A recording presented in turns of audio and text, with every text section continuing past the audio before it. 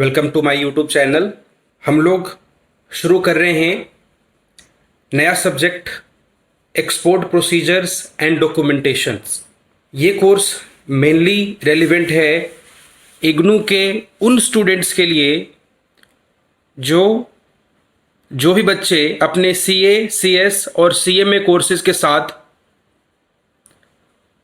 BCom परसू करना चाहते हैं under the lateral entry scheme through IGNOU.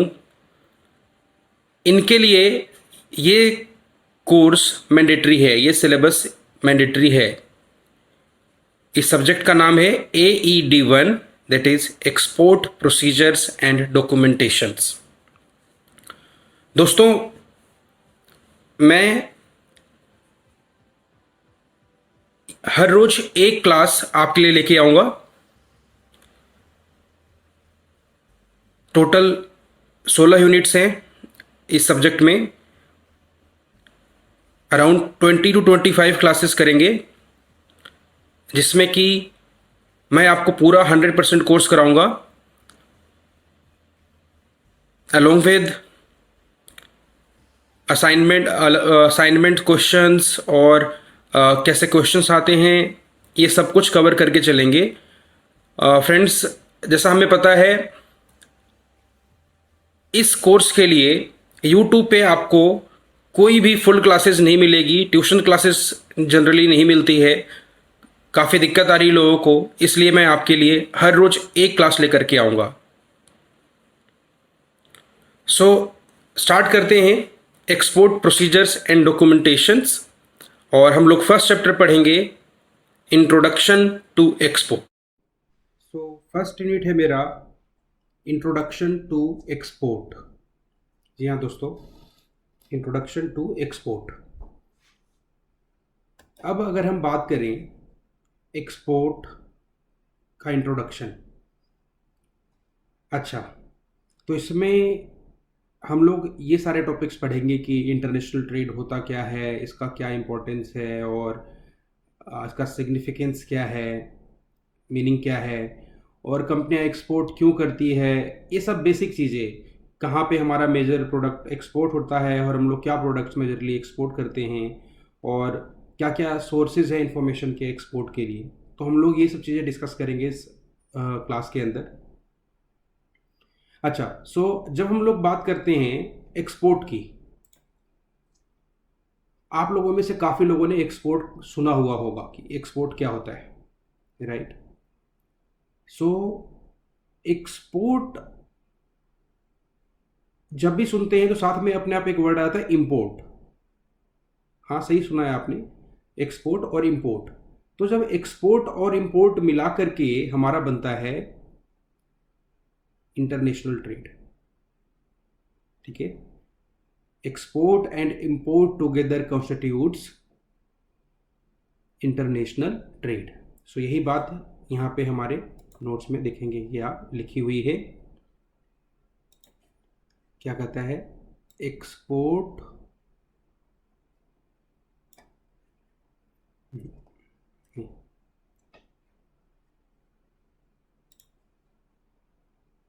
यही बात यहाँ पे हमने लिखी हुई है। Export along with imports make up international trade. क्या बन जाता है, एक्सपोर्ट और इंपोर्ट मिला दो तो क्या बन गया जी, आपका इंटरनेशनल ट्रेड बन गया। ठीक है सर, चलिए अब बात करते हैं हम लोग international trade. Export plus import मिला दिया तो इंटरनेशनल ट्रेड बन गया। अब आपके दिमाग में क्वेश्चन आया कि सर ये इंटरनेशनल ट्रेड होता क्या है। ये तो ठीक है कि export plus import international trade बोल देते हैं इसको, तो ट्रेड क्या होता है। तो हम बहुत लेंथ में डिस्कस नहीं करेंगे इसको, हम सिंपल भाषा में कह सकते हैं, अगर हम लोग कोई भी चीज़ एक्सचेंज करते हैं, आदान प्रदान करते हैं, मोटिव क्या होता है, प्रॉफिट कमाना, गेन कमाना।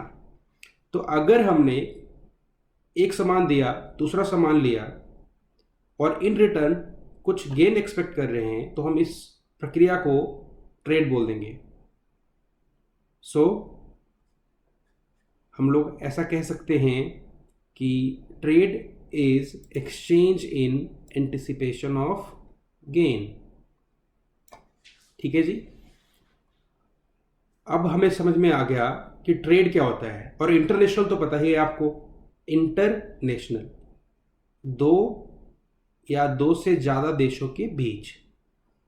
तो अगर एक एक कंट्री का रेजिडेंट दूसरे कंट्री में कोई ट्रेड करता है तो उसको हम लोग क्या बोलेंगे, इंटरनेशनल ट्रेड। तो यहां पे यही बात हमने लिखी हुई है, international trade consist of transactions between resident of different countries. तो क्या होता है, ट्रांजैक्शंस होंगे और डिफरेंट कंट्रीज के बीच में होगा। इसको हम लोग क्या बोल देंगे जी, इसको हम लोग बोल देंगे इंटरनेशनल ट्रेड। अब आप कहेंगे, आप समझ गए कि एक्सपोर्ट और इंपोर्ट मिला करके सर इंटरनेशनल ट्रेड बनता है। इंटरनेशनल ट्रेड का मतलब अगर एक या एक से ज़्यादा देश के रेजिडेंट आपस में ट्रांजैक्शंस कर रहे हैं तो उसको हम लोगों ने इंटरनेशनल ट्रेड बोल दिया। करते ही क्यों है, आपके दिमाग में नेक्स्ट क्वेश्चन आया कि सर हम लोग इंटरनेशनल ट्रेड क्यों करते हैं। तो हम लोग इंटरनेशनल ट्रेड करते हैं क्योंकि हमारे पास कोई पर्टिकुलर रिसोर्स एक्सेस होता है, प्रचुर मात्रा में है, और किसी और कंट्री में वो रिसोर्स अवेलेबल नहीं है।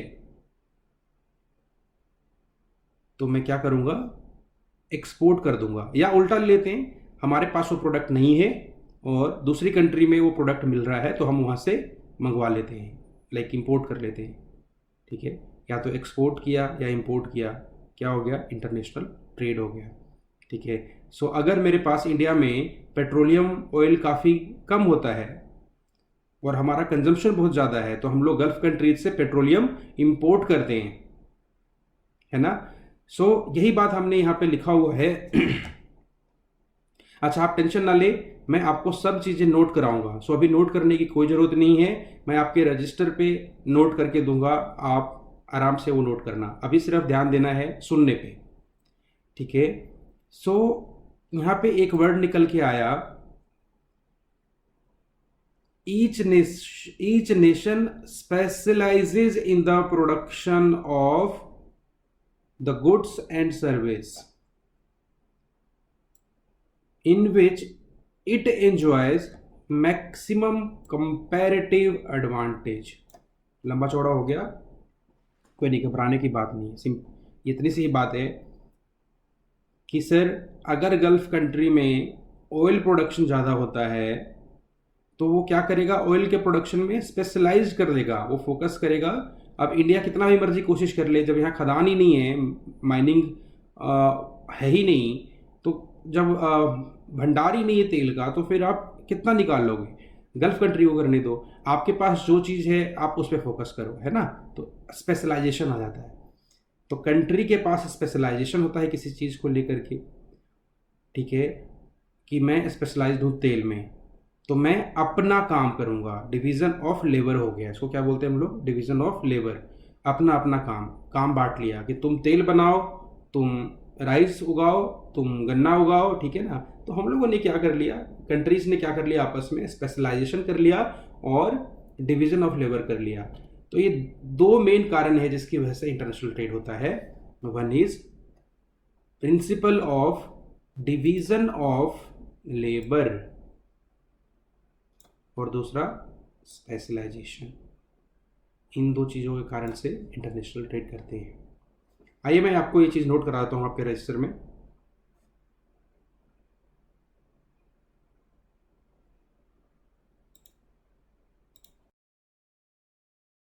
करते हैं, फर्स्ट पॉइंट डालिए,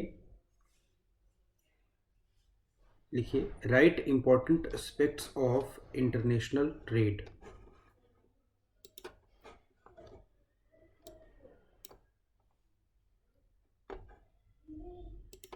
ठीक है, इसमें लिखिए first point, greater availability of resources.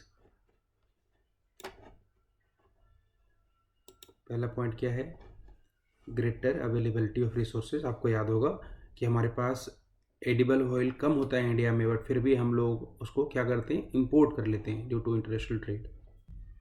Next, better use of countries resources. आपको याद होगा एग्जाम्पल कि हमारे पास टी और जूट सफिशिएंट होता है तो हम लोग इसको एक्सपोर्ट कर देते हैं। नेक्स्ट,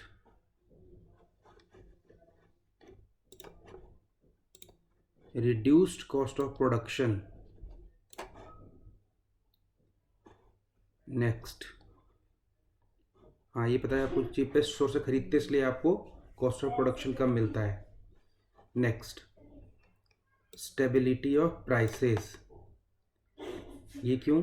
क्योंकि अगर लोकल मार्केट में प्राइसेस कम हो रहे हैं तो आप एक्सपोर्ट करके चेक कर सकते हैं कि प्राइस क्या है इंटरनेशनल मार्केट में। Next, better employment opportunities. ये क्या है? ज़्यादा प्रोडक्शन होगा तो ज़्यादा एम्प्लॉयमेंट होगी। Next, contribution to government revenue. ज़्यादा प्रोडक्शन होगा तो गवर्नमेंट को ज़्यादा टैक्स मिलेगा। और लास्टली, ग्लोबल रिलेशंस बेटर हो जाते हैं। ठीक है, नेक्स्ट टॉपिक डालिए। नेक्स्ट क्वेश्चन है, स्टेट वेदर ट्रू और false. A more effective use of world's resources is made possible through internal trade। देखिए क्या बात कर रहा है, हमने बात जरूर पढ़ी थी कि better use of country resources कहाँ पढ़ा था, लेकिन इंटरनेशनल ट्रेड में। यहाँ क्वेश्चन क्या कह रहा है? इंटरनल ट्रेड, तो बेवकूफ़ बना रहा है। तो क्या होना चाहिए फिर आंसर इसका? False, number 1। ठीक है ना। नेक्स्ट, अब क्योंकि हमें सामान पूरी दुनिया में से उपलब्ध है, तो सपोज करो कि कोई भी चीज़ हमको चाइना 100 रुपये का दे रहा है और इंडोनेशिया 20 रुपये का दे रहा है, तो हम कहाँ से लेंगे? इंडोनेशिया से ले लेंगे। तो क्या हुआ? हमारा कॉस्ट ऑफ प्रोडक्शन कम होगा। थर्ड पॉइंट क्या हो गया मेरा? Reduction in cost of production. ठीक है जी, यही लाइन लिखी है, capital goods and raw materials are purchase from the cheapest source. किससे? जो चीपेस्ट सोर्स होता है वहाँ से परचेज कर लेते हैं। 3 पॉइंट हो गए। पहला, अवेलेबिलिटी ऑफ गुड्स। दूसरा, better use of countries resources. तीसरा, reduced cost of production. Next, अचानक से एक बात समझो कि टमाटर के भाव बढ़ जाएं।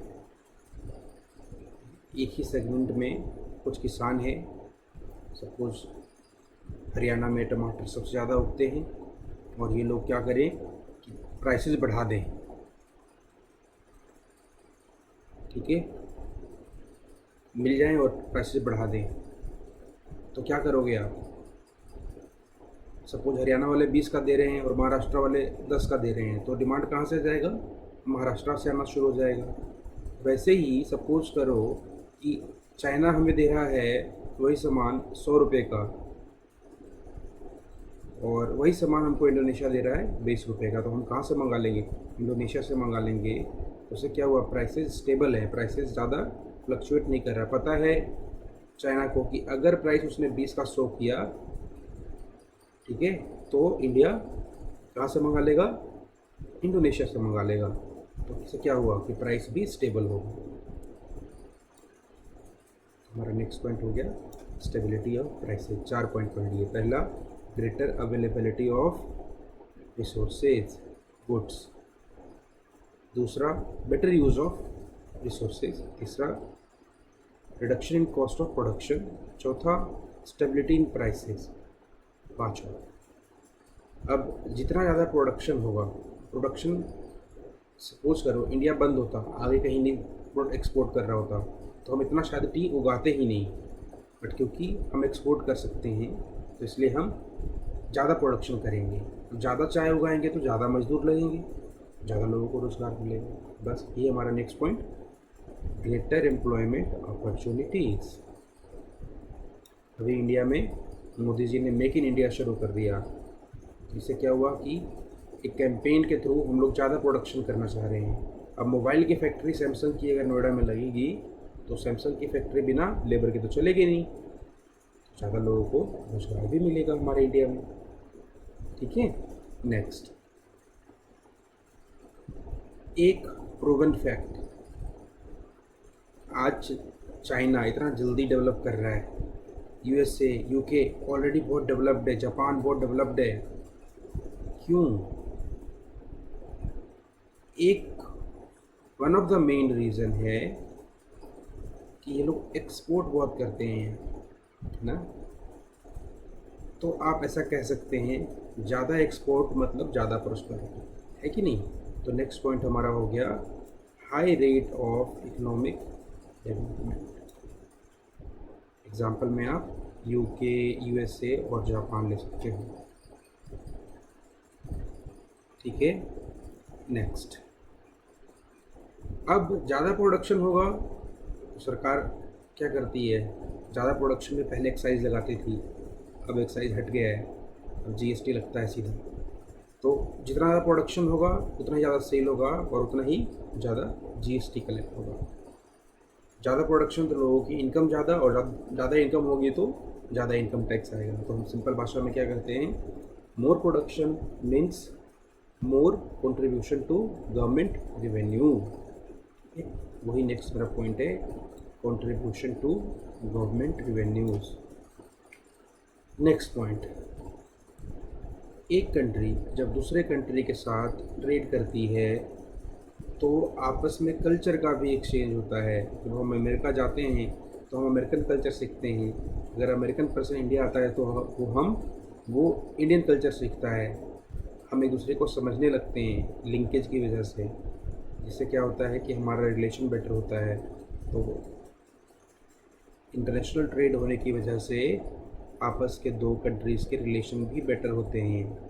जैसे इंडिया और पाकिस्तान का रिलेशन बेटर नहीं है तो इन दोनों के बीच में ट्रेड भी कम है, आप ये देख सकते हैं। आज आप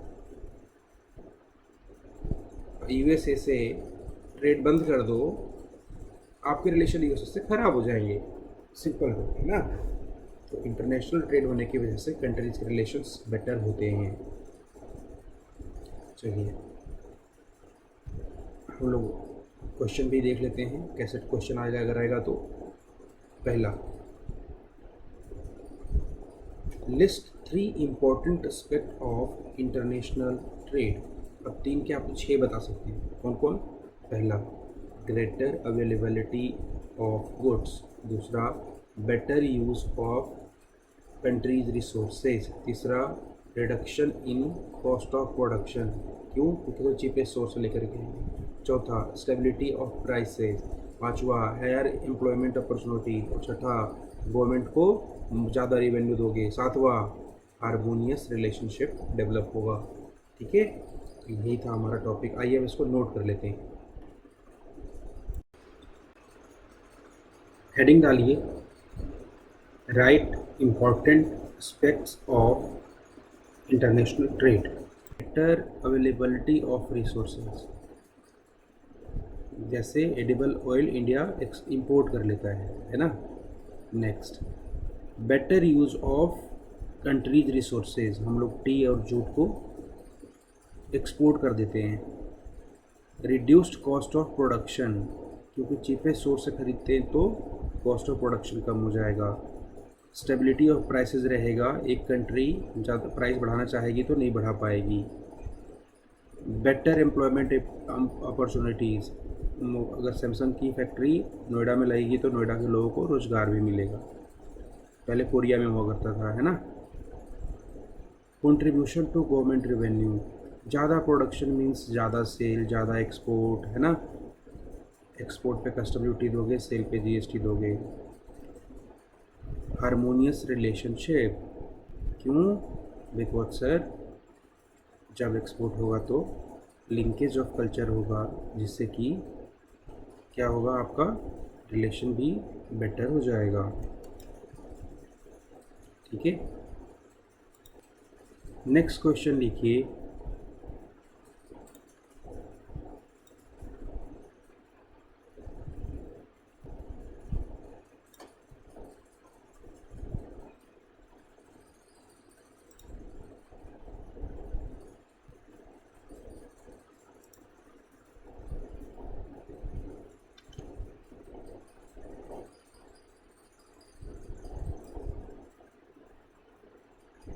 आपको बताना है सही या गलत।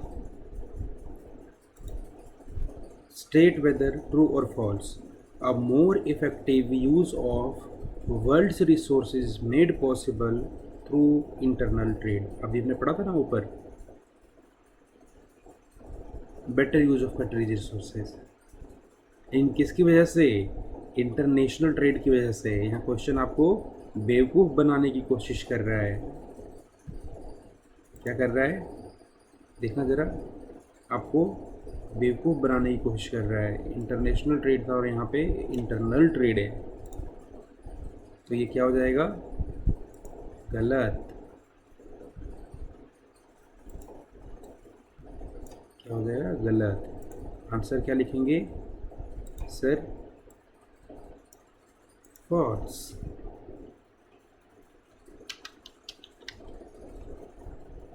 चलिए नेक्स्ट टॉपिक की तरफ चलेंगे। समझ आ रहा है।